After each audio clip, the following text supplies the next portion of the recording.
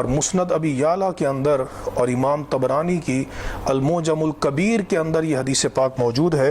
نبی کریم علیہ الصلوۃ والسلام نے ارشاد فرمایا اعطیت خواتیم سورۃ البقرۃ من کنز تحت العرش، حضور نے فرمایا کہ مجھے عرش کے نیچے جو خزانہ ہے اس خزانے میں سے سورۃ البقرہ کی جو آخری 2 آیات ہیں، خاتمہ ہے، حضور نے فرمایا کہ یہ مجھے عرش کے نیچے جو خزانہ ہے اس میں سے مجھے عطا کی گئی ہیں، اور لم یعطہن نبی قبلی، اور یہ خزانہ مجھ سے پہلے کسی نبی کو نہیں عطا کیا گیا۔ تو ظاہر ہے کہ یہ بڑا خاص خزانہ ہے، اور یہ اس امت پر اللہ تبارک و تعالیٰ کی خصوصی رحمت ہے۔